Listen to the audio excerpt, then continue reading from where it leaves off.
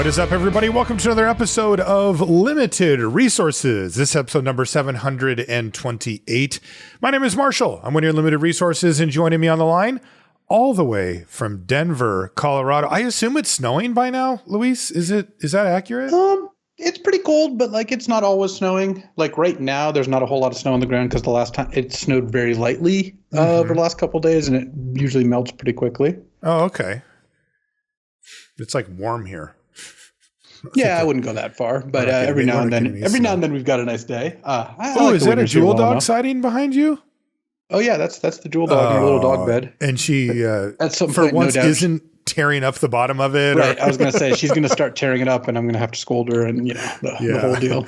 All right. Well, we'll leave her be for now. That's great. And if she has any opinions that she wants to add to the podcast, she of course can always. Oh, she will. Yeah.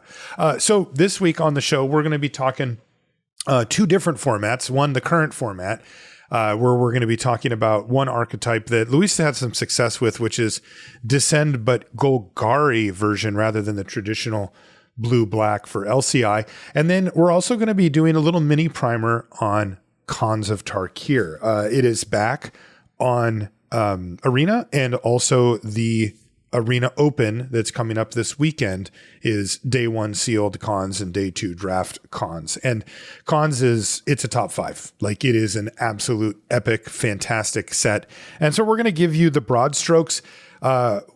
It's not realistic for us to break down everything about a format as complex and frankly as good as Khans of Tarkir in one episode. But if you are planning on either diving into the drafts on Arena or playing in the Arena Open or both, we're going to try to set the table for you at least a little bit so that you have a big picture view of what's going on in the format and what you can get away with and what you can't. And then hopefully those tools will translate to some victories for you there. Before we get into those topics, though, we want to thank everybody on our Patreon. It's patreon.com/limited resources.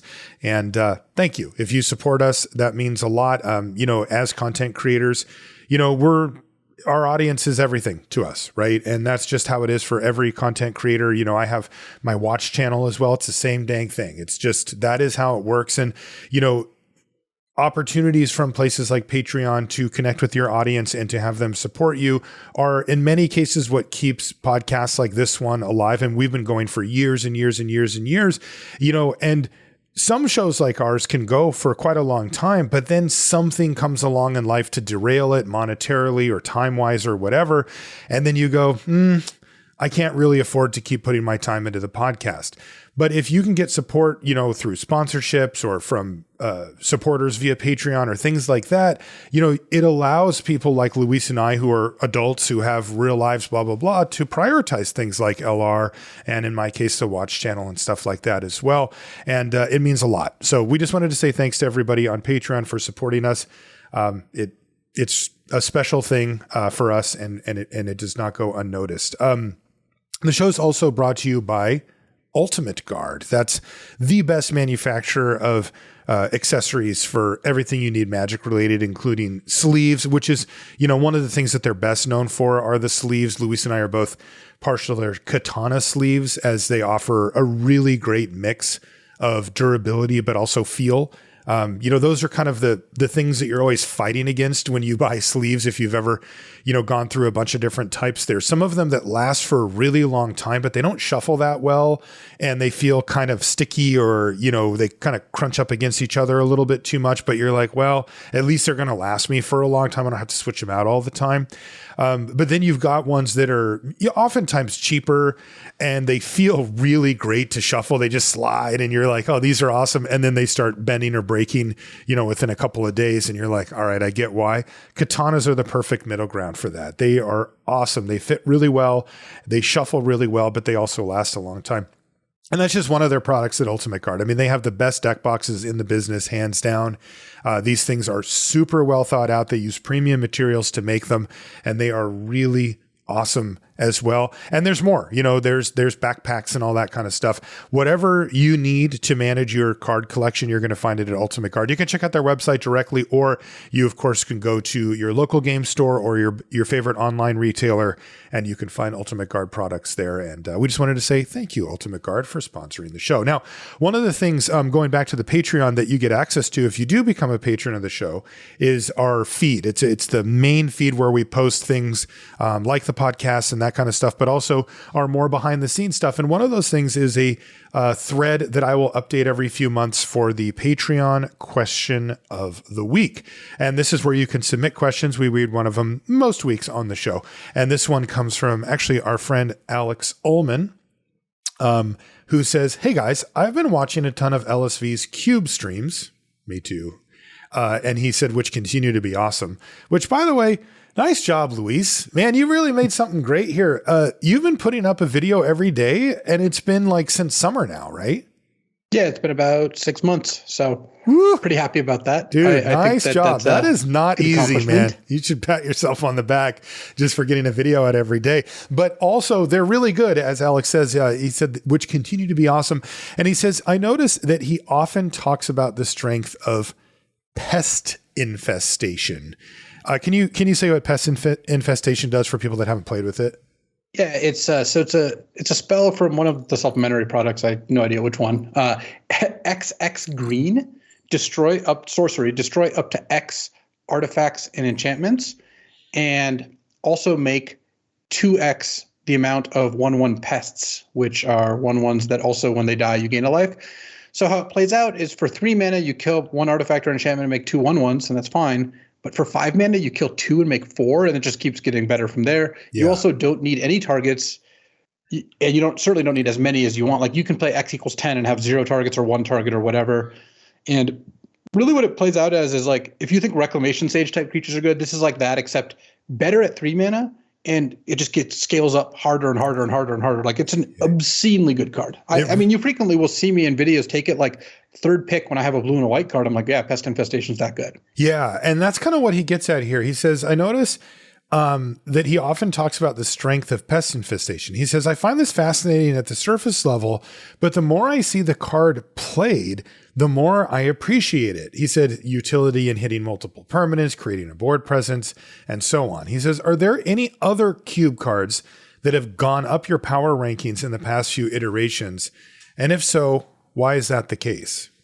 Because, that's the thing for me is I've noticed, we talk about on our grading scale, Luis, we talk about like A's and B's and C's. And, one of the hallmarks of a B is that it's a card that makes you want to go into its color. And like an A would be like a card that almost forces you to go into that color, right? And Pest Infestation is in that B plus range, adjusted for cube, where you just mentioned it, where I will see you not in green and go, well, I got a Pest Infestation. I got to figure out how to get this thing into my deck. Yeah, I think that Pest Infestation is one of those cards for sure. One card that's been around for a long time that I think has actually gotten to be quite a bit more valuable is Time Twister. Time Twister has gone from a card that combo decks want and maybe some big mana decks want to a card that I frequently will take really early, even when I don't have anything that works with it, and will kind of prioritize it because there's a couple reasons. One is that the cube's kind of gotten faster and there's even more fast mana, like Academy's better supported. There's more ways to, and there's like explorations in the cube now to cast Time Twister when you have 2 cards in hand and they still have 6, right? Like going land, mana dork, next turn, mana dork, land, Mox, Time Twister, like huge advantage.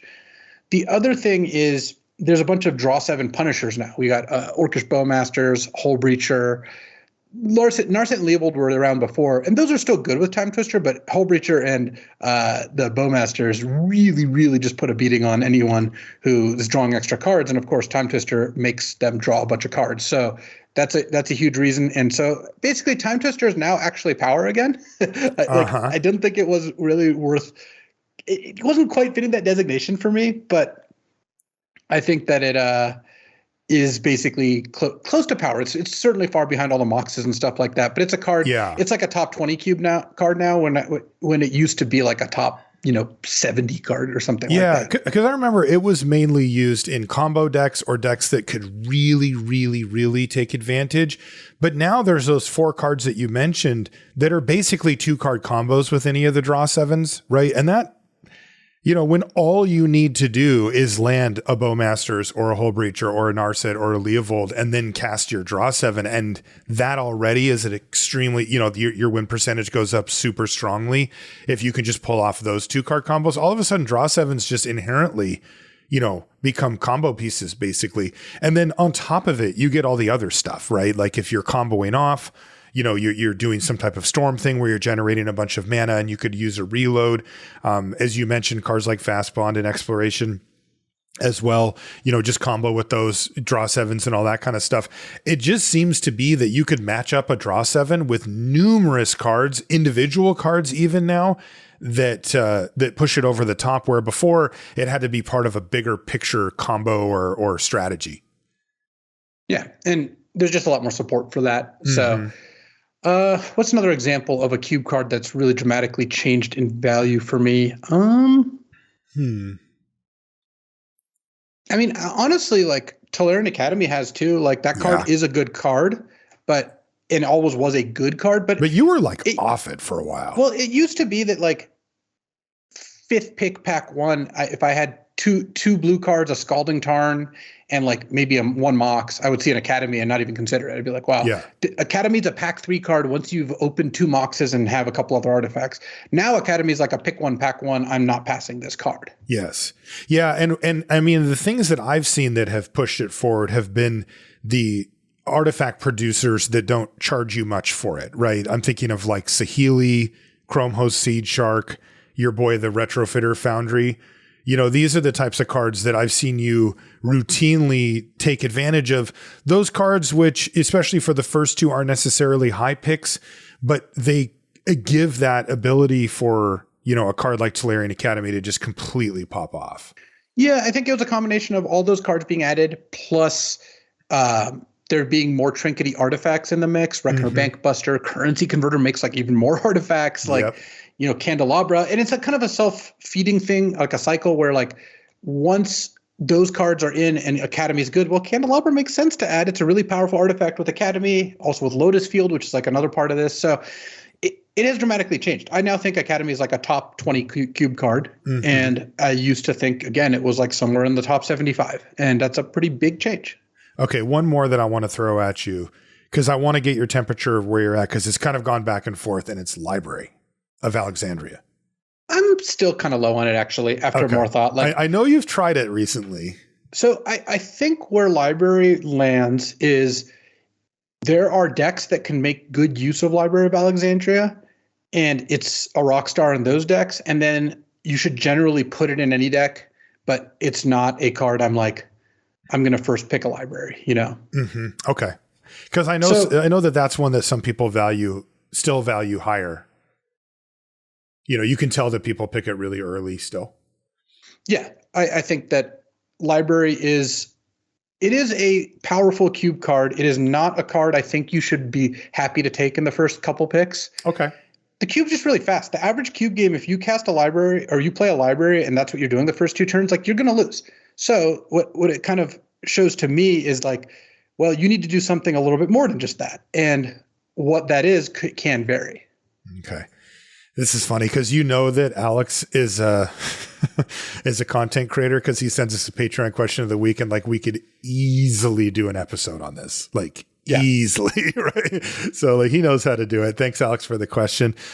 Before we get into talking about Khans and Descend, Golgari Descend deck for LCI, there was a little bit of news that came out that I thought was pretty cool. I had been poking around at, and it's, if you remember, there was that tool called Archetypist, or the Archetypist. It was that visual tool that allowed you to compare archetypes against each other, or even within the same color pairs, to look at how people were winning with different builds of that color pair, and see in some instances, because we've had this come up, most sets, I would say at least one archetype fits this, where you'll have a blue-white deck or whatever. This is a good example, by the way, from the last set, where, you you would think, oh, we're going to be tapping down all this stuff, and that's what the thing does. But people were actually winning with just reasonable blue-white control builds, basically mid-range, slow mid-range decks, let's call it, that use the decent blue-white cards that actually worked well together and ignored the primary conceit that we were given with Signpost Uncommon. Well, it would be hard to break that down until, people like Carl Serap and stuff were saying this at the PT, and we were like, okay, this is actually a thing. Well, the Archetypist does a really good job of doing that, where you can visually see groupings of decks, but it was gone. It wasn't actually there for that set. And that's because apparently it was being integrated into 17 lands, because if you go on 17 lands now and you go up to the analytics tab, which is where you go to look at the card ratings and stuff, there's a thing called Archetype Explorer that has been added to it. And that is what was previously known as the Archetypist. So you can go on there, and it is really, really cool visually. And it's just a neat area to explore. So for example, let's see, I can take, which color, give me a color pair for LCI, Luis. I'll just do a real quick. I mean, you could do one of the less drafted colors, or red green dinos. Red green dinos is kind of interesting. Maybe. Yeah, like red green dinos is one. So what you do is you pick the color pair you want, and in fact, you know what? I'm just going to put this on the screen for people watching on you. I'm going to cover you up, Luis. Sorry. So you can pick red green, and then what you can do is you can go through you can filter by decks of a certain win percentage, right? So what you want to kind of do is plus that percentage until you start to see little groupings of decks that are winning at that level. And so right now I have it at 62%, and there's a few groups, and then you can just use your mouse or whatever to select groupings of these decks. And then it'll include all the ones that you put in there, and then it'll break down that cluster. So I have a cluster here. The cluster's win rate is 65%. So it's actually even higher than what I put. And then it'll show you all of the lists, the 7 win lists. So you can literally just go through and see them and just look at all the cards that were in there. But then also it'll tell you the cards that were the most played of this cluster. So for example, in this one, the top cards were Armored Kincaller and Burning Sun Cavalry. These decks averaged averaged one of those per.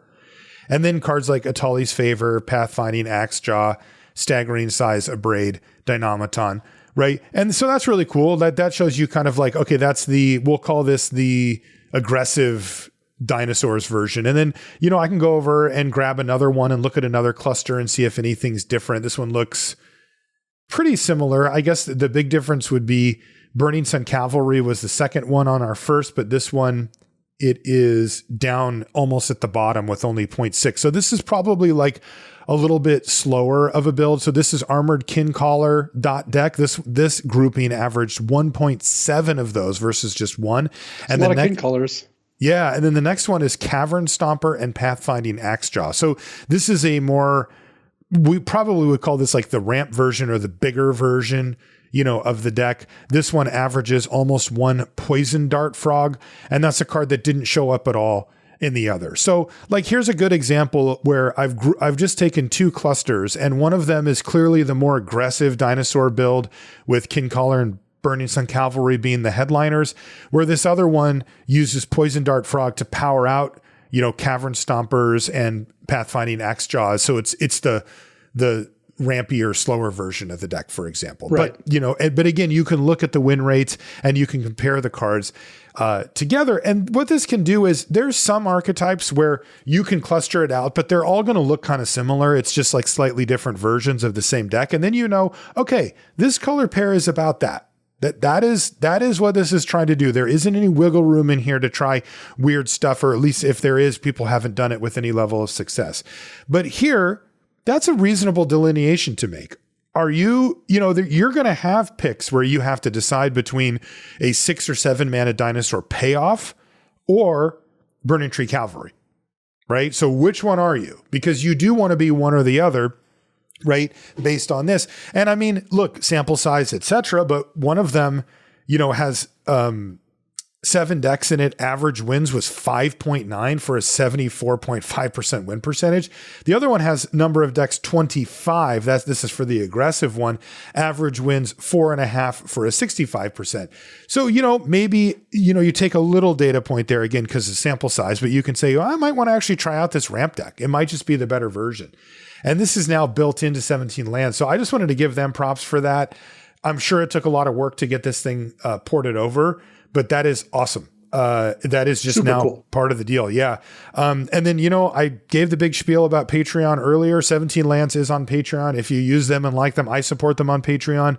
I just think it's really cool what they're doing over there. And if you'd like to, they, search for them on Patreon as well. And you can support them too.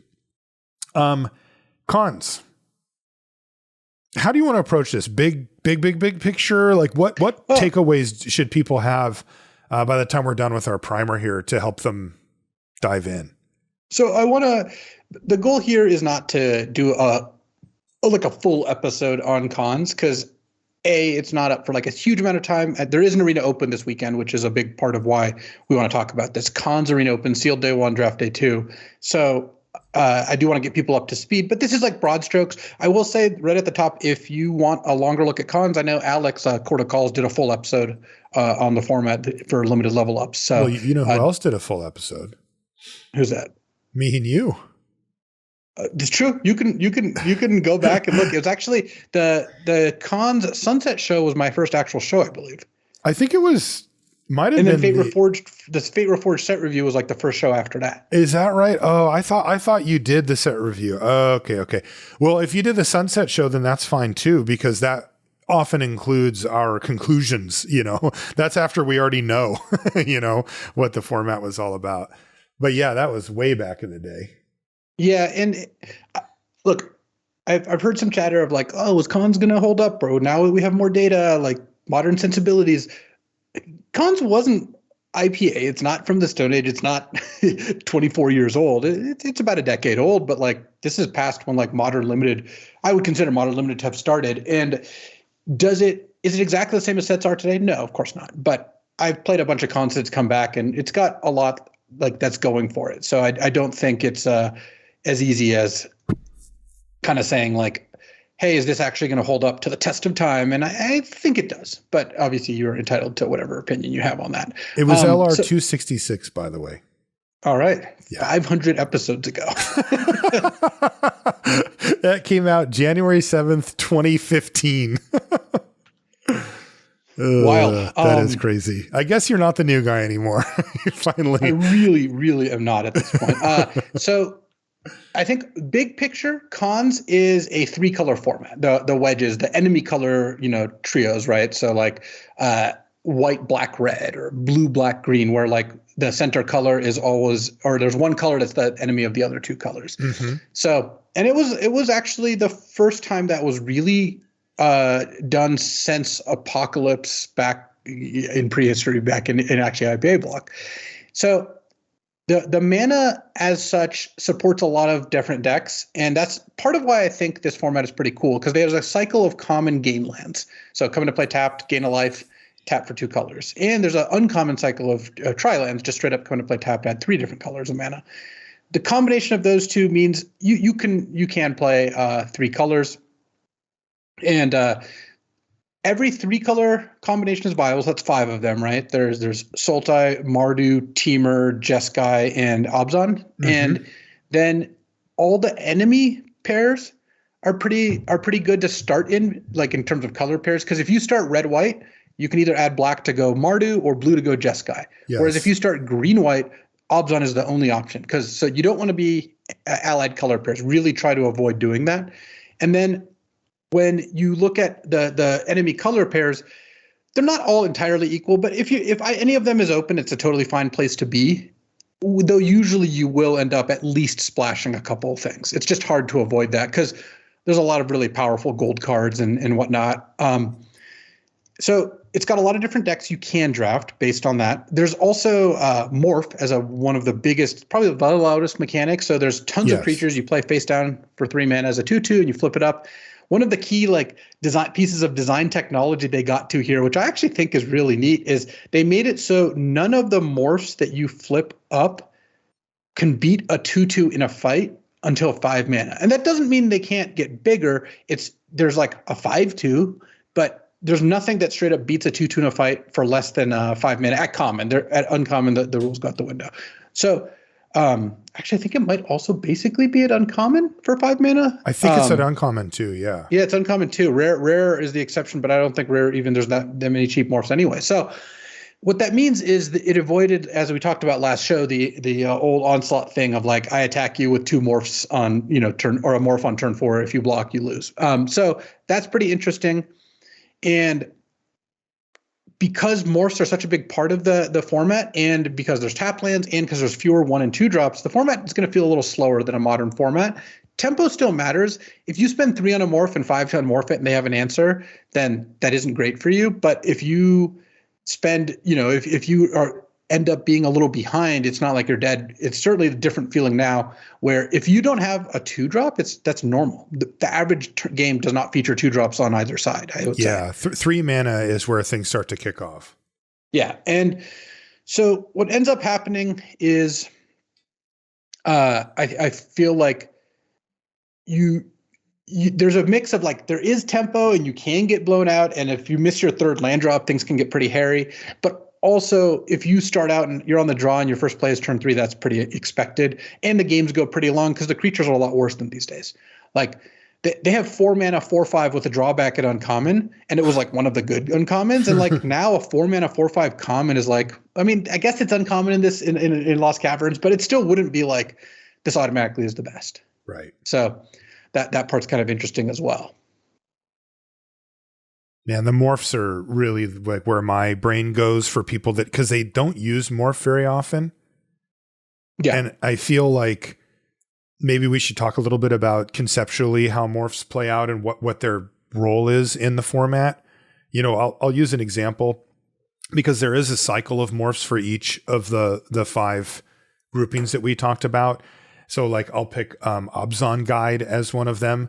So these are really awesome. They're common. So for example, Abzan Guide is 3 white, black, green. I'll put it on the screen too.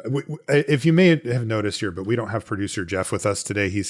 He had a prior obligation. So I'm kind of just doing some kind of spice bag emergency. Yeah. And Abzan Guide is 3 white, black, green for a 4/4 lifelink. So you might be thinking like, wow, Luis wasn't kidding. The creatures did kind of suck back then, but they didn't. Some of them did, but this is not one of them. And this is common, by the way, because it has morph. So the way it works is you can pay 3 mana and play it face down as a 2/2. And then it has a morph cost that is not its casting cost. It's a separate cost that you can pay to flip it face up. And you can do that whenever the heck you want. So the morph cost on this is 5 mana. It's 2 white, black, green.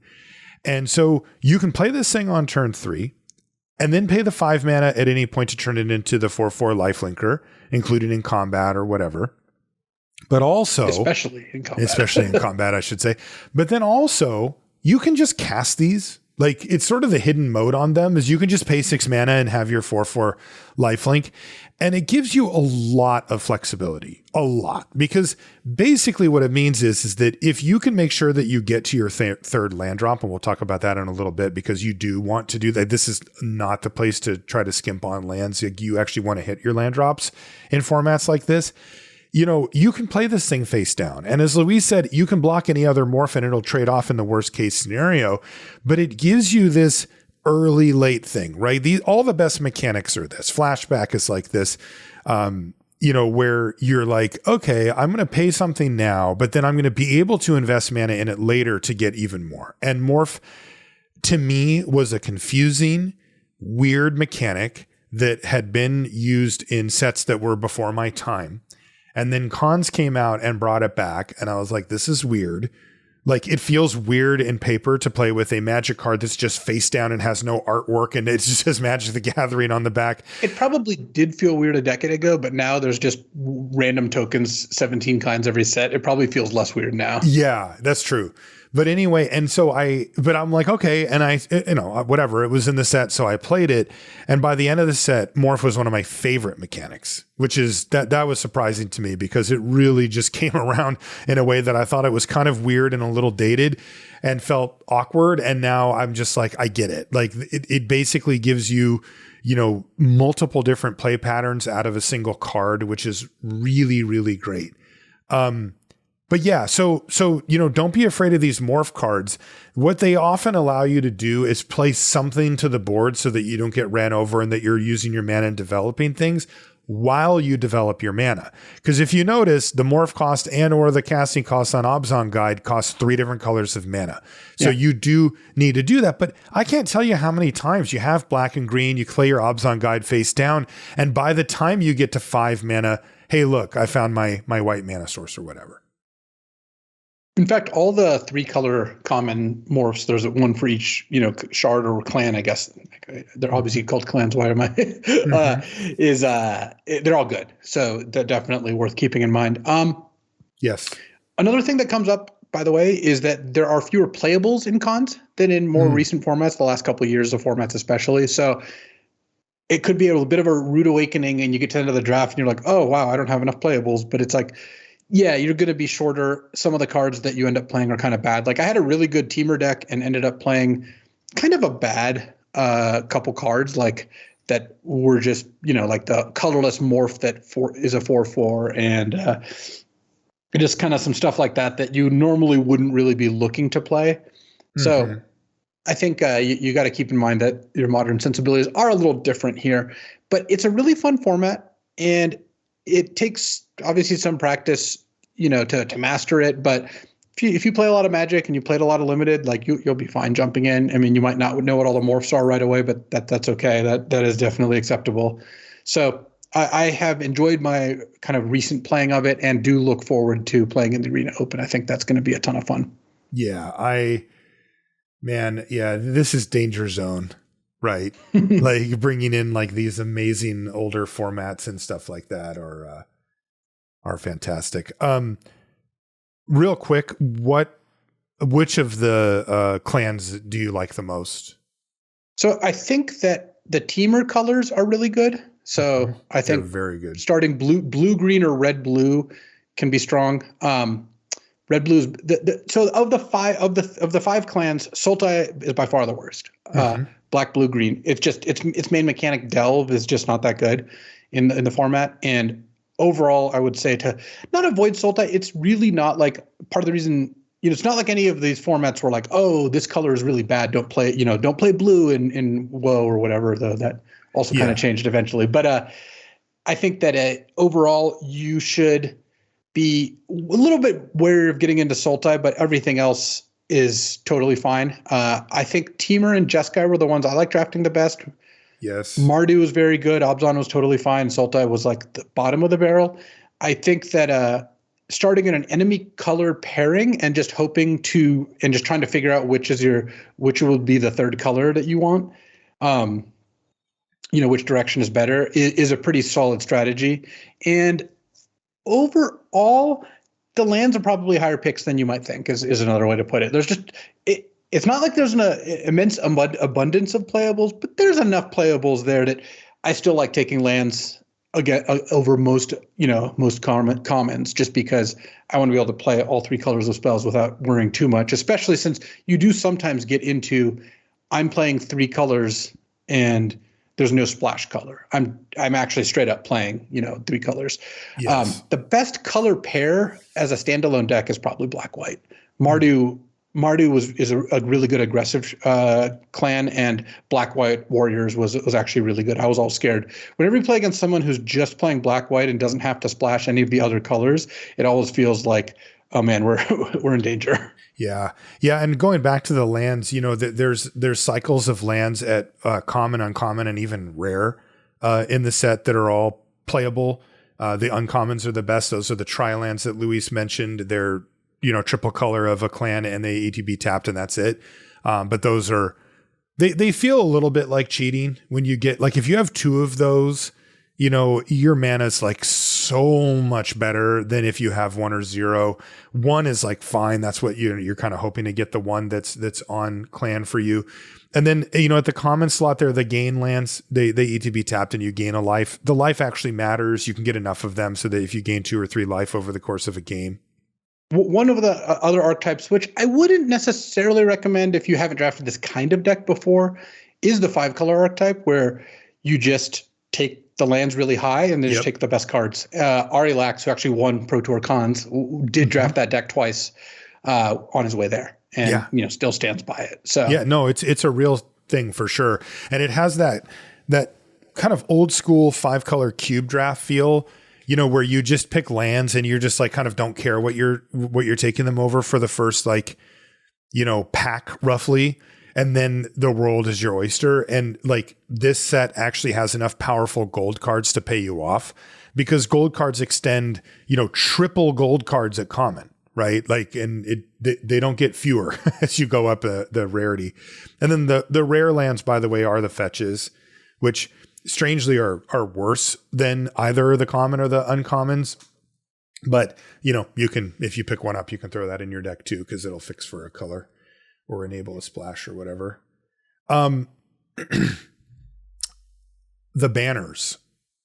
Oh yeah. Don't play those. These are the artifacts that tap for the 3 colors of your clan, and you can pay 3 and tap of those colors to stack it to draw a card. They're quite bad. They're horrible. Just try to just not play them is basically what it comes down to. They look good. Like you'd think like, oh yeah, that makes sense, right? Like I get this mana rock. It's a kind of slow format. I can even get my card back out of it later in the game when I've got my mana set up. Don't play those. They didn't end up playing well at all. And then, I would just say for speed of the format, it's a very balanced format when it comes to speed. There are a couple of decks that can punish you, but not blisteringly fast. Like there aren't any decks in the format that are like super, super fast. Part of that's because white, the small creatures in white, while they are assertive creatures, they're not particularly fast. They have, a lot of them have a mechanic called Outlast that allows you to pay mana and tap them to put +1/+1 counters on them at sorcery speed. Which is fine. And it's a reasonable way to sort of start to build up a big board to start attacking. But it does mean you get a lot of time to set up when you're on the other side of it, because their initial power and toughness usually is like pretty mediocre. So you kind of need to get that first counter on them to get going. And then there's some uncommon payoffs that care about creatures with +1/+1 counters on them that can give them. The one that comes to mind was Obzon Falconer, which gives creatures with +1/+1 counters on them flying. So you can jump your whole team of crappy commons that you've outlasted once, and then all of a sudden you start jamming on people. But that does lend to a format that is towards the slower end. Again, I wouldn't call it extremely slow, but it's one that you do usually get time to develop your mana and to develop your board and to use your cards. So you should keep that in mind, where cheap 2 mana do-nothings, they don't really apply. There's Luis, you talk about unplayable. There's a card called Wetland Sandbar, if you remember that. Sandbar. It's 1 and a blue for a 2/1. It's a majestic elk, but that's about all it has going for it. These type of cards don't have a home in the format. Like you just need to be doing, more powerful, assertive gold things ideally than that. Yeah, and I one last note is, I don't remember exactly what we said in the Sunset Show at this point. It's been a decade. Khans, especially compared to formats that you'll play now, was not a Prince format. Like the high rarity cards, like there were some good rares, but the format was definitely not really predicated on that. And I think that uncommons and commons tended to be the best cards then, or at least like the most impactful generally. Definitely. Like so many games came down to, well, like things like the morph cards that we talked about at Common, Ponyback Brigade. That's the Mardu common, and here, I'll put it on the screen for people, but it flips up into a 2/2 with 3 1/1s tokens with it, and it's the same thing. It's 6 mana to cast and 5 mana to flip, and it's 2/2. So, these type of cards are the ones that actually end up winning the game most of the time anyway. Also, I have a funny story about cards like that, Luis. This probably won't be super relevant because people won't be playing this in paper. But when it was available in paper, I would play a lot online. And and then when I go to the local store, sometimes I would accidentally just say what the morph was. Yeah.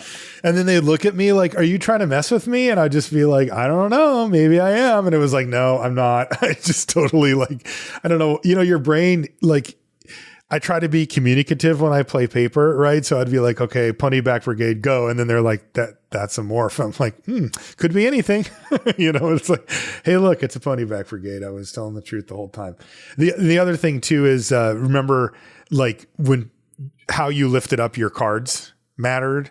Because like if it was a morph, they could see the bottom and revealing. When morphs. You did the like thing where you like grab your card and it does this big curve into the red zone. Like yes, totally. You got to watch out. And also when the game ends, you are supposed to reveal your morphs and all this stuff. But anyway, none of this thankfully applies on Arena. It just makes it easy. Okay, let's talk about LCI. So we got another archetype that we wanted to cover, which is Golgari Descend. So I mentioned this, in previous shows, and I've actually gotten more reps with it now because it's actually one of the decks that I find to be the most open. And I think that's in part because it uses some cards that most other decks can't use, and people aren't really that interested in drafting. So and this is a phenomenon that goes well outside this deck or even this format. When you like something more than the general drafting populace, you end up with it a disproportionate amount of times.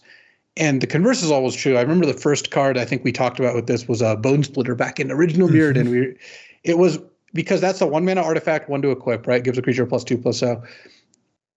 We didn't have 17 lands back then. That actually again was a really long time ago. But did you have the internet? Yes, I played it. I played this a lot on Magic Online, actually. This was actually the first set I started playing Magic Online to play. But is that like Oregon Trail or? Yeah, it's similar. It was black and white. And the thing about Bone Splitter was other people drafting Mirrodin thought Bone Splitter was a 1st through 3rd pick. I thought it was like a 4th through 6th pick. The net result of that, I didn't take Bone Splitter the first couple picks.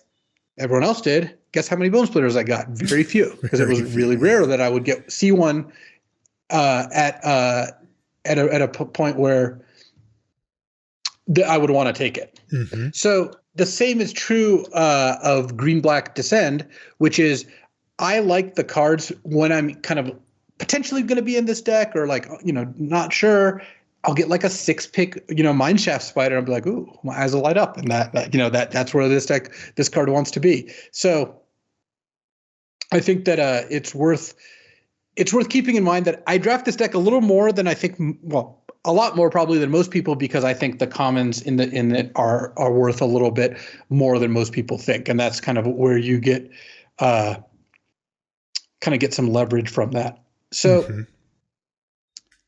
going into Green-Black Descend, straight up, what is this deck? Like, what is it trying to do? Well, this deck is trying to, again, use the Descend mechanic of having a bunch of permanents in your graveyard. Less so putting a permanent in your graveyard every turn. That's like a little bit more what I envision red Descend decks doing, and it's kind of incidental. I'm not saying you won't play things like a Goblin Skull Taker that cares about proccing every turn, or Brood Rage Mycoid, though I don't think either of those cards are actually that good for the deck. They don't really fit the game plan, because this is, like the blue-black version, a controlling deck that's looking to go long, and what it's trying to leverage, like what is the secret sauce, the killer app? Why is this deck good? It's because the deck sees its best cards a lot more frequently than other decks.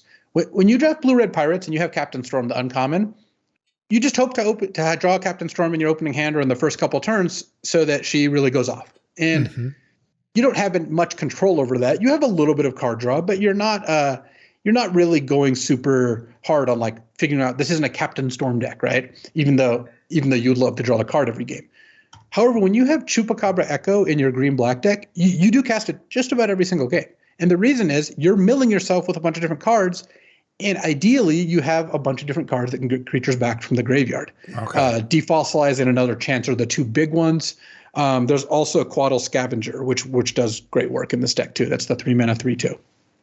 So I look at this deck as a let's find our best creature and use it a bunch of times deck. Like that's the biggest selling point. The biggest reason I go into this deck is because I get a Chupacabra, like straight up. The other thing that this deck I think does pretty well is because it's able to, I think, get Descend going without paying huge costs, actually less cost than blue-black. It's actually, I think, why I drafted green-black more.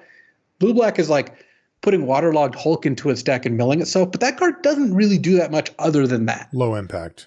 Whereas Deathcap Marionette and Mineshaft Spider do a really good job of defending you while also milling you. Of course, the black deck still plays Marionette, but I think the point stands. And you end up with your Echoes of Dusk always on, with your Quaddle Scavengers, which is a card the red-green Dinos deck is really not prioritizing, like, and blue-green, still doesn't exist. So I think that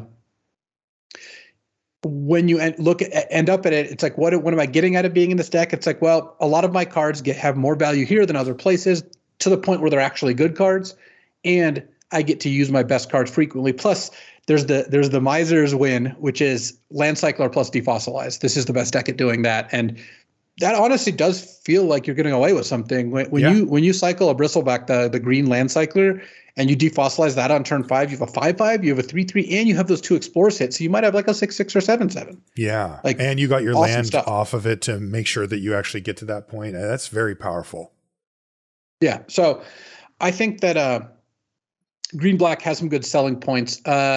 What the key commons for the deck are things like the Mineshaft Spider, Pathfinding Extra is great here, just like it is in red-green. Poison Dart Frog is amazing here because it adds mana and it's a good defensive play late, and it's a permanent here that can actually interact on the board.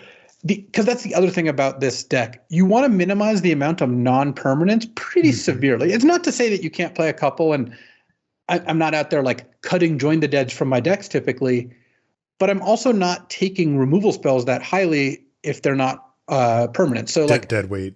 Dead Weight is great. Tithing Blade is great. And Tithing Blade is actually just great for multiple reasons in the deck. And yeah, I'll play Join the Dead, but in an ideal green-black deck, which mostly have been 40, by the way, this is not the blue-black turbo mill, you're tapping to mill yourself every turn, Grim Captain's Throne style decks. So I've just been sticking to 40. I haven't found a deck that mills itself so hard that you need to do more. Yeah, and it also benefits you for what you said was one of the primary powerful elements is you have a better chance of hitting your Chupacabra or your bomb. Right, and also like all the mill cards, just about all the mill cards are maze. So when you play your Mineshaft Spider with 7 cards in your deck, you just don't have to mill yourself, and you have 7 turns to end the game. So yeah, besides those green creatures, the Land Cyclers are important. I want like 3 or 4 Land Cyclers in these decks because they fill the graveyard. They're good late game plays. They're, when you cast another chance in the middle of the game, like sometimes it's totally fine to bring back either of the dinos and just cast they're them. huge. They're just nice big plays to put a bunch of mana late. Sure. And then you do want the removal spells and another chance, as we've mentioned it a bunch of times. I want like 2 of these in all my decks. Okay. You can play the Respect the Ancestors or whatever the green one is called, the 2 and a green, mill the top 4 and get a creature and land from it. But even the fact that I don't really remember the name indicates that is not a card I find that you want to use one of your non-permanent slots. And the reason I keep harping on this is because when you have Echo of Dusk and 2 permanents in your graveyard, when you cast your Mineshaft Spider, you want that to mill 2 permanents just about every time so that your Echo is now a 3/3 lifelink right when you want it to be. So every non-permanent in your deck is a bit of a miss. Like it's kind of like when you're drafting Affinity, the first thing you do is cut the non-artifact spells if you can. Yeah. And this deck's similar to that. Except for with permanents or things that mill. Those are kind of the premiums. Yeah, and a lot of the things that mill are permanents, like Deathcap Marionette, like Mineshaft Spider. The Screaming Banshee or the Screaming Phantom is fine. That's the 3-mana 2/2 flyer that attacks mills. But that's kind of like, I will play maybe one of these if I don't have other options, but it's not like an amazing card. Yeah, where the Marionette mills you and is effectively a removal spell that is also a permanent when it goes to thing, and then Poison Dart Frog dies. A big part of the reason I think this deck is good, and I mentioned this last show too, is Echo of Dusk as a 3/3 lifelink and Mineshaft Spider as a 3/4 reach. These are how you beat your opponent's 1 and 2 drop idiots that are good against removal spells. Like, this is why I don't value another chance quite as highly as you would in most formats where it would be an amazing card, because I don't want to spend 3 mana to kill your 1 and 2 mana play. That's just not good value. But you mean Join the Dead? Oh, sorry, that's what I meant. Join the bid, yes. Mm-hmm. But Mineshaft Spider can stop any number of 1/1 flyers. Yeah. Echo of Dusk makes it so that you don't care that they're hitting you with their 1/1, you're hitting with a 3/3 lifelink. So having these as the answers to the Jeskai decks, I think has been pretty good. And like I've liked it. Like they play their like Sunfire Torch and their Goblin Tomb Raider, and I'm just like out here playing spiders and 3/3 lifelinkers and casting, draw 2 creatures from my graveyard once the board calms down a little bit. So I really like drafting this deck. The key uncommons, Chupacabra Echo by like miles. Like this is the Chupacabra Echo deck. In fact, this is even better than the blue version because it has the Quaddle, the Scavenger Quaddle, the 2 and a green 3/2 that descend 4, you get a permanent back. So it just has 3 different ways, 1 at common, 2 at uncommon, to get Chupacabra back from your graveyard. Mm-hmm. And it's just obviously an amazing card, and you also always kills something in this deck pretty much. Like it's hard to not have this just be big enough to kill whatever it needs to. Of course, Deep Cavern Bat's amazing just in any black deck. Defossilize especially good here because you've got the land cyclers, you've got all the mill cards. Frequently on turn 5, you're casting Defossilize on something good. And that feels like you got ahead of it and you really did kind of get some value. You might even draw a land or 2 off it, meaning if they answer the thing, you still end up a card. So Armored Kincaller. No, I do like the card. You like it, but is it like, do you have the land cyclers to actually get the life, or? Sometimes you do. I found it's the kind of card I don't prioritize much, don't frequently end up with a bunch, but I had one green-black deck that had 3 of them, plus 3 land cycling dinos, and that was enough to make them pretty good. Because I think 3/3, gain 3 would be pretty great. It's just a question of if you can get the trigger often enough. The best way to get into this deck I've found is starting black and seeing some payoffs. Well, the best way is to open Chupacabra, because when I open Chupacabra, I'm going to try to draft one, either this or blue-black. And the other way to do it is like you start with like, let's say you open a good black card, right? A Deep Cavern Bat, just a great card. You take it, you take a dead weight. And then 3rd pick, you take a Deathcap Marionette, and 4th pick, there's like a Poison Dart Frog or a decent Jeskai card. And it's like, well, I think Poison Dart Frog actually leads to a much better deck than taking most of the cards in the other colors, because I don't like black-red very much. I think the all-removal deck is just not good in this format. Yeah. Black-white is fine. Black-white Sacrifice is definitely a deck, and you can draft it. And black-blue is fine as well. But black-green is actually currently my favorite pairing with black. Or like green is my favorite color to pair with black. And now I actually kind of feel okay going into green early because you can end up in red-green dinos or green-black Descend, and they're both pretty good, though I don't like green-white or green-blue. Okay. And this isn't to detract from the fact that I think the Jeskai color pairs are still better. I'm not advocating taking Akali the Seething Tower, Aquali the black-green 3/3. Like that card's really good in this deck. Mm-hmm. I'm still not going to take that card over like an Oaken Siren pick 1 pack 1. I don't think that would be a wise thing to do. Yeah, we're very much in the middle part of the format now, where we have the established norms that, like, if you can get the good deck, go ahead and do the good deck. But we're focusing a lot on the areas where we can pick up equity, and that's what's the 2nd or 3rd best grouping. Right, because those are the ones like this deck, this green-black deck, that you can really pick up equity, where if everybody knows that the Jeskai color trio is, draftable and how to draft it, and if they're just going to sit down and be like, okay, I'm looking for that only, then you can pick up, pretty significant value by looking to what the next tier down is, and that's what this is for sure. Yeah, I think really Mineshaft Spider is the card that gets me into this deck the most often, because if I have a bunch of black cards and I see one of those like 7th pick, which you just do, no one really wants or should want that card, then I'm like, yeah, all right, this deck looks open. Like I took that Poison Dart Frog 4th, I took a Black Land Cycler 5th, and then it's like 6-pick Mineshaft, and I just like, I know what I'm doing. Yeah, because that is actually a powerful card, but only in this one archetype. Like the other ones just don't want it. Yeah, I think that if you're playing best of 3, it's a decent sideboard card, and like red-green dinos should probably pick them up for that. But especially in the best of 1 queues where people aren't even thinking about that, then like, yeah, it's just not particularly close here. Like blue-green doesn't exist. Green-white kind of doesn't exist. I think that you're going to end up just wanting the spider in green-black and sometimes in red-green, and that's about it. So I will admit Khans has kind of made it so I'm probably not going to draft LCI this week, really. But I still have been drafting the format, when I'm not cubing. So yeah. But I get why I get the complaints people have, but I think that there's a lot of play in this format, and this deck has satisfied a lot of that for me. You want to do a Crack-a-Pack? Yeah, let's do a Crack-a-Pack. All right, let's take a look at our Crack-a-Pack here. Maybe you'll get a chance to draft your deck. First card up is Idol of the Deep King. That's the 2 and a red artifact with flash. It does 2 damage. You can craft it.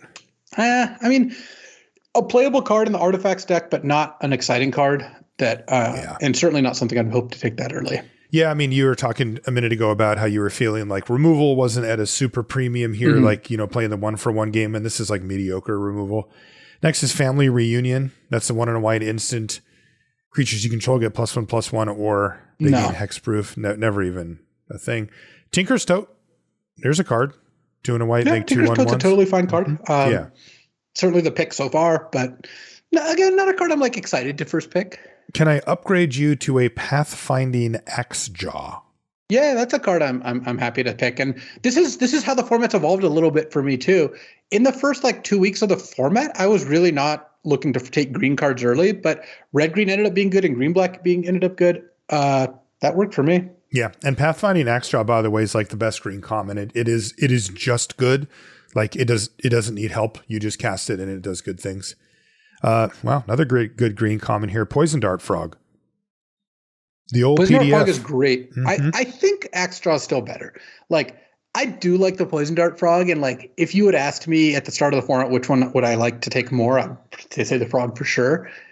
But I think the fact that the Axejaw is just a solid A in the Dinos decks, for a common, not an A compared to a rare. Yeah. Makes it I think better to take the Axejaw first, because they're both quite good in green black, but the red green decks want the Axejaw so much more that I think that you should just start with that. By the way, the next card is Armored Kincaller.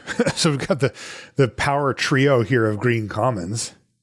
Yeah, and I mean, I'd still take the Axejaw, and I would kind of hope the Kincaller might lap, which can happen for sure. Yeah, it wouldn't be impossible to get back the Poison Dart Frog or the Kincaller here. Next is Brazen Blade Master. That's the 2 and a red 2/3. And if you have 2 or more artifacts when it attacks, it gets +2/+1 until end of turn. I don't like this card all that much. No. It's a playable card in the green, in the blue red decks or whatever, or red white decks sometimes, but it's not a card I'm taking early or going out of my way. This is the begrudgingly playable card. Next is Blood Rage Mycoid. You talked about it a little bit earlier, and you were saying not so much. Yeah, I just think I think the 1/1 tokens are basically useless. They don't have the same use that the unable to block ones did in the last set in Adam. Yeah, I think that in black white you can make a pretty good case for having one of these, but in black green or black blue, it just you make a token. Your defensive deck is a token that can't block. What are you doing with this? And the answer is basically nothing. Yeah, dying. Next is Glorifier of Suffering. That's a 2 and a white 3/2 and ETBs. You can sacrifice an artifact or creature or another artifact or creature and put 2 +1/+1 counters on your creatures. Oh, totally playable card. I don't think it's as good as the best green commons. Agreed. And I would take I would also take the Tinker's Tote over Glorifier. Definitely. I think that is better. One more common, but it's a banger. It's Waterwind Scout. Oh, yeah. I think I'm actually still on Waterwind Scout here over Axejaw. Definitely. Yeah. I just would rather.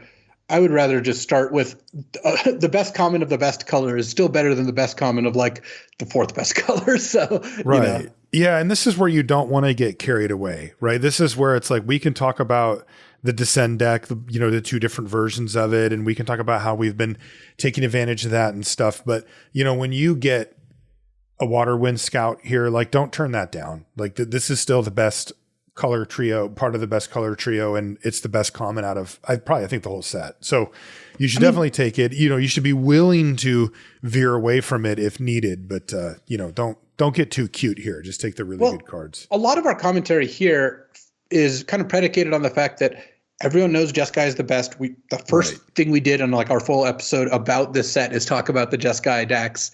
So, and of course by Jeskai we mean the 3 color pairs, because this is not a 3 color format.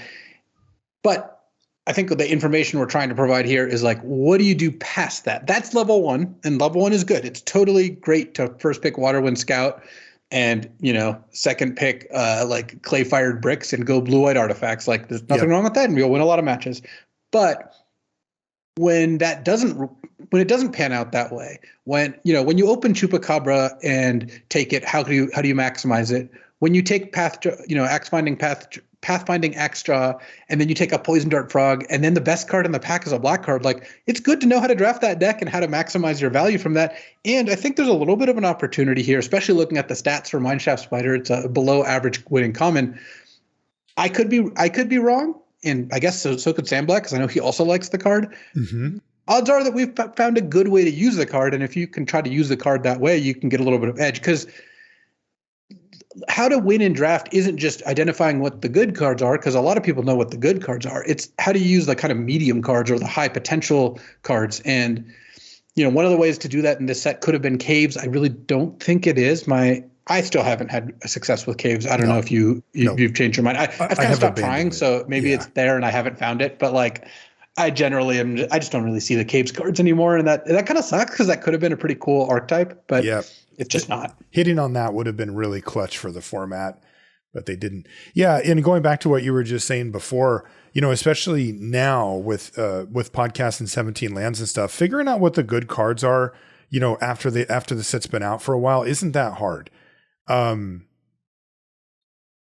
problem is that everybody knows. Everybody that cares to know will know, or at least will have the same information that you do.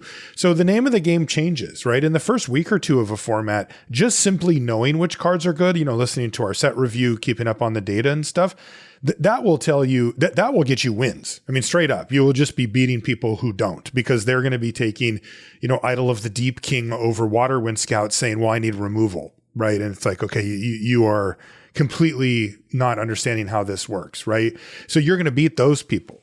But then as the format enters a month old, right, and starts to be very well established about what colors and archetypes are doing well, you can't just maintain status quo and take the cards that everybody knows is good and expect to beat people. You have to find the niche archetypes. You have to find the places to use a card like the Spider and other ones to your advantage. And so that's where our mentality is. For example, let's say the rest of our cards stink, and we take the Waterwind Scout, I'm in a defensive stance, right? I'm ready to either fight for the colors I'm in or abandon them, right?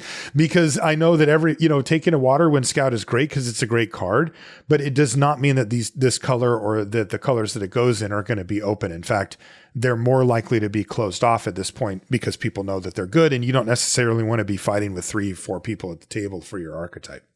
I mean, look at it this way. At this point, people generally on Arena, from my experience, know that Goblin Tomb Raider is a premium red common. It's one of the good commons.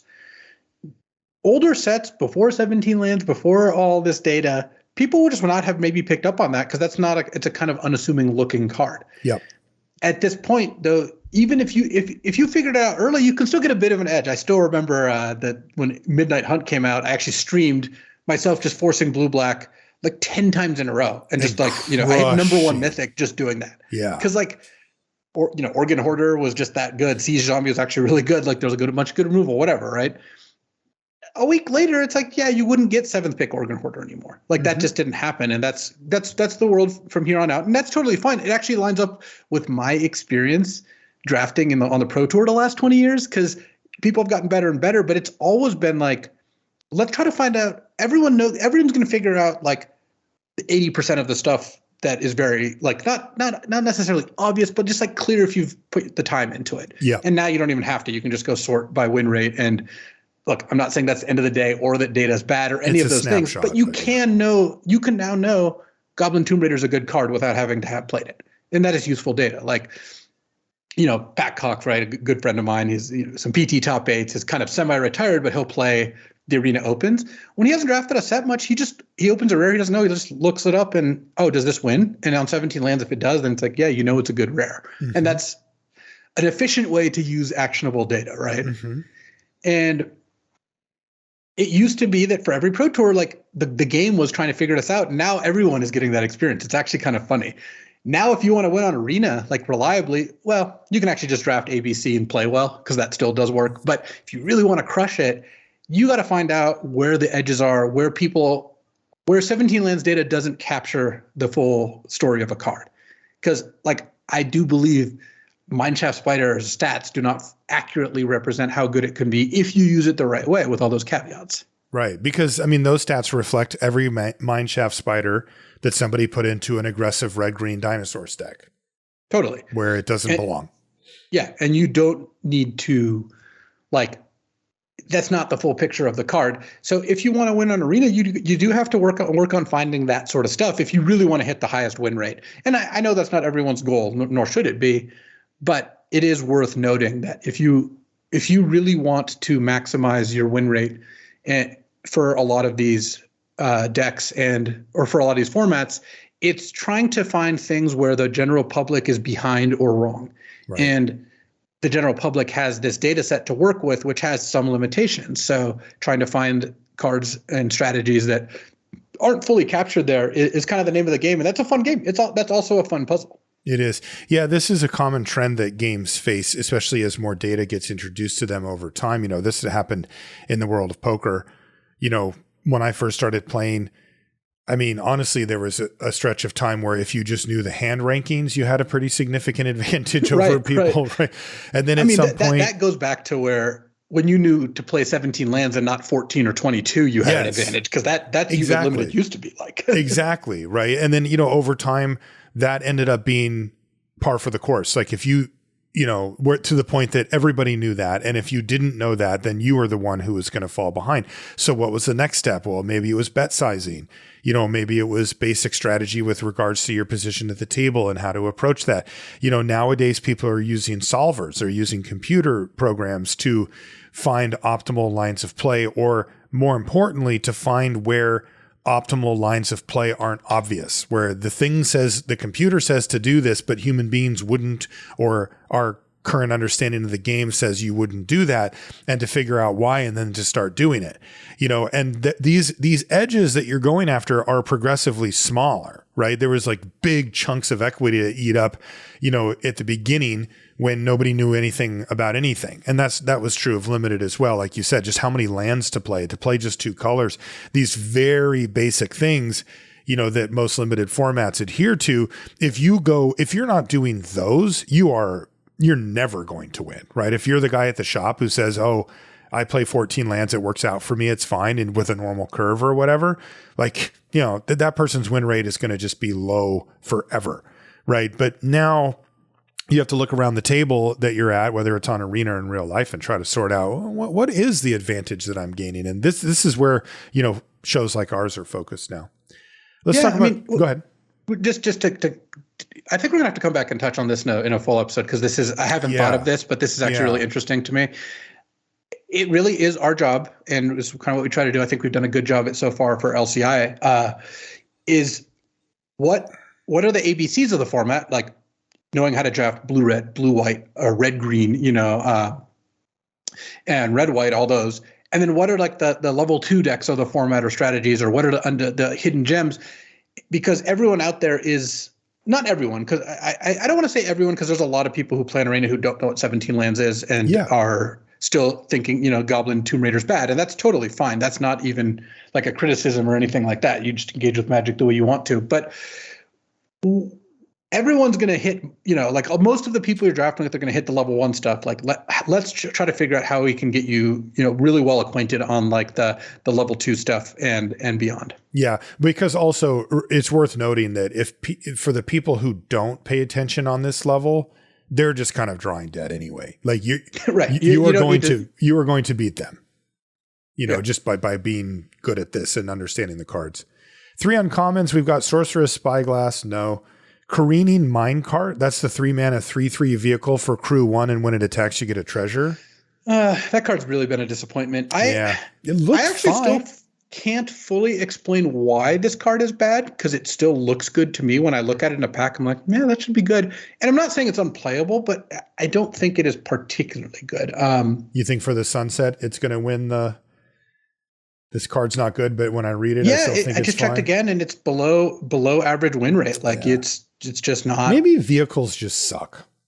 Yeah, maybe vehicles are bad. Because the ones that we have had success with in limited, by and large, have been extremely good, right? Like at the rare level, things like that, where it's like, oh, this, ones that enter the battlefield and kill something when they do, and then leave you behind this vehicle that you can crew. And if you do, you just feel like you got away with something. But fair vehicles, uncommon and common vehicles, have always seemed to be an extremely difficult balance to hit. And you can tell that they're taking another shot at it here because so many of them are crew 1. Because if you get to crew 3, the thing just sucks almost no matter what, unless it does kill something when it ETBs or makes a creature or does something.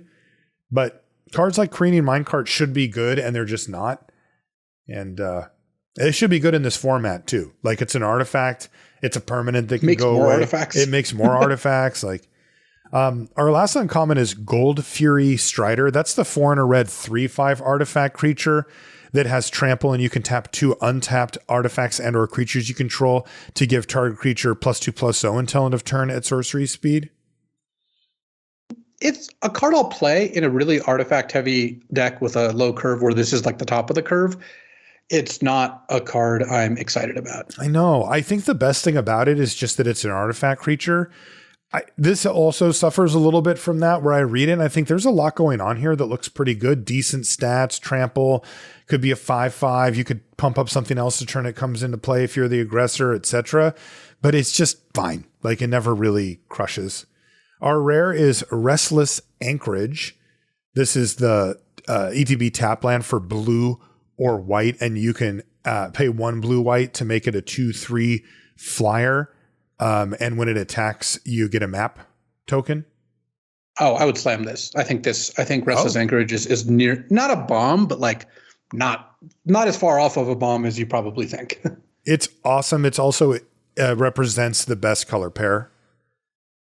Yeah, it's the best color pair, and it also makes an artifact when it attacks, which first of all, just get up your artifact count in a game, where you might be needing an extra 1 or 2, but also it grows itself. Like, you attack with it, and then you get your map, and then you use the map on it, and then it's a 3/4, and then it makes another one. Like, it's It's basically really Water card. Wind Scout for free. Yeah, I mean, that's a good way to think about it. It's awesome. a water wind scout that just sits in your land pile, and that's amazing. Like, I'm super happy with that. Yeah, this card, every single time somebody activates, it's been super powerful. Just having such a cheap activation cost, only 3 mana, and have it like actually add to the board and not just do damage is really impressive. I like Restless Anchorage here as well. Okay, Luis, let's call it a show there. Funny enough, we kind of stumbled into at least 2 other like full show level topics, thanks to Alex and thanks to our chat during the Crack-a-Pack. But that's how it goes. We're always on the lookout for things like that. So we'll hit those up at a later date. If you want to find us on social media, I'm Marshall_LR and Luis is LSV. You can find everything related to our show at lrcast.com, including links to the Patreon that we talked about, to Luis's YouTube channel. If you want to check out those cube drafts that we keep talking about, you can find that there. Everything's on the front page. And then every episode of LR is also there. So you can go back and listen to the Khans of Tarkir shows. The Sunset Show was Luis's first show, but there's, the whole run of shows prior to that you can check out as well. If you're interested in getting brushed up on that. Thanks again for hanging out with us, and we'll see you next week. So talking about morphs reminded me of there's a couple of funny stories I'm going to kind of combine here. One, which I know I've told on the show before, is when Mike Long would cut his opponent's deck onto a morph in play.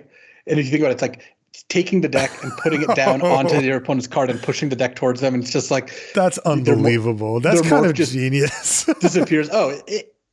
That's kind of the story of Mike Long. It's like almost like a cartoon villain, how funny it is to talk about some of the stuff, except when you're one of the players who literally got cheated out of, winnings by him, that's a little less funny. Yeah. But he's probably the most famous of the cheaters from when the game first became tournament. Yeah. He was the original Alex Bertoncini, who's probably the most famous cheater of all time, is my guess. But, The other thing I was thinking about was at the end of the game. This is an awkward thing that doesn't come up on Arena at all. In fact, you're playing best of ones. It doesn't even matter on Arena unless you're not playing 2 out of 3. You have to show your opponent your morphs. Because, like, imagine I'm playing against you, Marshall, and I just put a face-down creature and attack you twice, and then the game ends, and I just, like, shuffle up my cards. Like, I could have put a land down there and really just been running.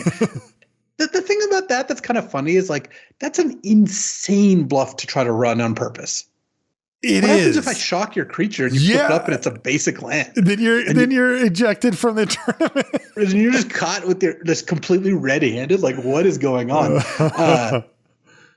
But I remember this being a big thing because one of the things that would like keep coming up is people not like winning a game and it's always when you won the game and then forgetting to reveal their morph and having their opponent be like, wait, you didn't reveal your morph and getting like a game loss for it. And like, that was just savage. I'm not saying that was the wrong ruling, but like, that's a lot. That was just like a really like kind of like the underbelly of competitive Magic. Like these rules are here to protect people. They make sense to happen, but yeah, it's kind of a bummer. Like it's one of those penalties that I think at least the good judges didn't really like giving out, but you know, again, you kind of have to run things so they're not exploitable. I think it's generally like it's the sort of thing where I don't think people would actually try to do this at a very high rate, but you can't say that it would never happen, you know? Yeah. So that was definitely a funny situation involving morphs. And then that also the judge ruling part of it. Have you heard of this Wild Growth Walker Amalia Benavides thing? So she's the white-black 2/2 that has a ward, pay 3 life, and whenever you gain life, explore. Yeah. And Wild Growth Walker is the from Old Exxon, 1 and a green 1/3. Whenever you explore, gain 3 life and put a +1/+1 counter on Wild Growth Walker. Mm-hmm. Right? So the combo of those two is you just explore. Eventually she hits 20 power and blows up the Wild Growth Walker alongside everything else. And then you attack with her, right? The question that people had is what happens when you have that combo going, but then your opponent uses like a pump spell or a bounce spell or something to make it so that she goes above, like a pump spell is the most common one, so that she goes above 20 power and then no longer has the blow up all creatures thing. Oh, because it says 20. Yeah, when she has exactly 20. So when that happens, the loop can't actually stop. Oh. Because she's always gaining life, or she always explores, which means the Wild Growth Walker always gains life, which means it just keeps going. Oh, no. So the question is, what should be forced to happen? Because there's a way for the player who has this to stop the loop. It's to deck themselves. To deck themselves. Oh, because once they run out of cards, then you stop exploring. So the explore happens naturally, and they're basically forced. They're basically forced to get to that point. But can't they? But if it's a non-land, they can just say leave it on top, right? Well, yeah, but they have to advance the game state. Oh. Wow, this is a very strange. I have never heard of this territory. So it's going to come up because the Pioneer Regional Championship this weekend in Atlanta, the initial ruling was the Explore person, the game is a draw and it is not forced to deck yourself. Oh. And initially the head judge and the judges involved said, we didn't get a response. We're making this ruling now because we don't have an official word from like Wizards or like the head judge or basically, or like, I guess Toby Elliott actually is the answer. So we're going to rule it this way for Atlanta. And then going forward, the policy will be different. That, of course, doesn't actually make that much sense. They need an emergency call on this one before the big tournament, right? If you know what the right ruling is, you should just do the right ruling, right? Yeah. So they changed it, I think, correctly. And now the ruling is, if this situation comes up where you have an Amalia of above 20 power and a Wild Growth Walker, the controller of those two is just forced to deck themselves, because that's the only way you can stop the loop. Wow. They're not allowed to keep putting a non-land on top and just having the thing keep going. They actually have to stop the loop. And there's only one way to do that, which is to deck yourself. So that's incredible. I think the ruling is correct. I like that they got there. It is really funny. Do you think they're going to amend Amalia to just be if her power is 20 or greater? No, I don't think so. That would be, I think, considered power level errata to some degree. Mm-hmm. And I don't think that's going to happen. Is this combo good? Yeah, this deck is good. I don't know. I'm not here telling you with confidence how good, because I actively try not to play Pioneer, but it is a good combo deck from what I've heard. Enough that this really matters to people. Uh-huh. So, wow, that's wild. It's really funny is what it is. Like, I think the whole thing is just completely hilarious. What happens on Arena? You probably have to deck yourself, because otherwise you'd time out, because you're the one making the decision. Like, you just have to do something. That's really awesome. I mean, maybe there's like loop detection to the point where like that isn't what ends up happening, but I think that's what would end up happening. That's incredible. Really good.